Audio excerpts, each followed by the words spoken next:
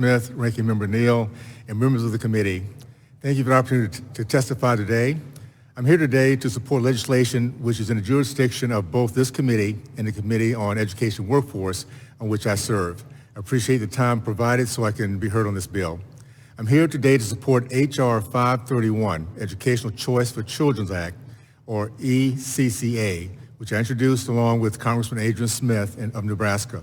I first introduced this bill in the 117th Congress with our late colleague and friend, Jackie Walorski.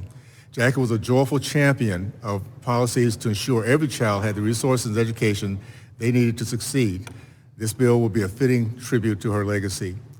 As the child of two educators, I was raised in a family that believed strongly in the gift of education, its power to create greater socioeconomic mobility. By offering parents and students more educational options, we increase the opportunities to succeed, to empower the generations to come to make their American dream a reality. Our bill is based on a popular state-level policies which has been proven to work, like the Children First Education Fund in my home state, and is designed to address the critics of direct government funding of scholarships.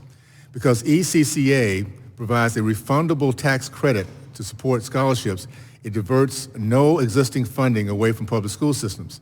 It can be compared to other existing tax programs, such as low-income housing tax credit and new market tax credit. In order to ensure that no governmental participation in awarding scholarships for attendance at religious schools, ECCA tax credits and scholarships are directed through independent scholarship granting organizations, or SGOs. These SGOs will both allocate the non-refundable credits to donors and select families to receive the scholarships.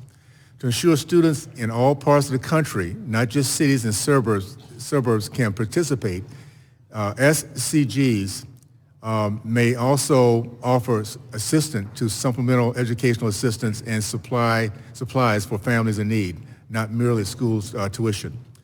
Ignorant and free can never be, to paraphrase, speaks to the understanding of our founders of the imperative nature of education. The right to life, liberty, and pursuit of happiness summarizes our nation's mission statement and the visions of a Heavenly Father that puts value in every life, regardless of race, creed, color, or zip code.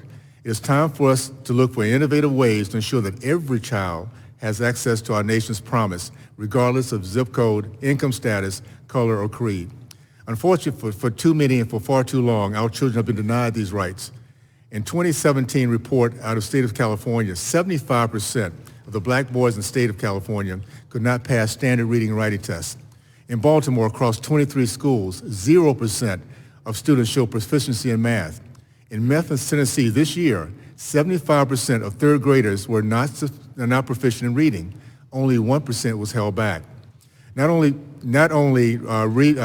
being able to read, write, think, or to believe in our country that thrives on success, hard work, merit, risk, failure, and success and chances makes the pursuit of life, liberty, and pursuit of happiness impossible.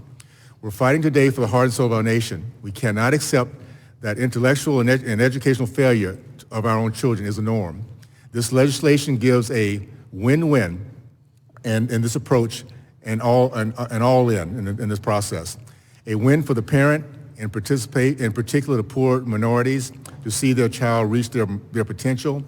A win for educational communities to allow competition and meritocracy, incentivizing innovation, increasing value.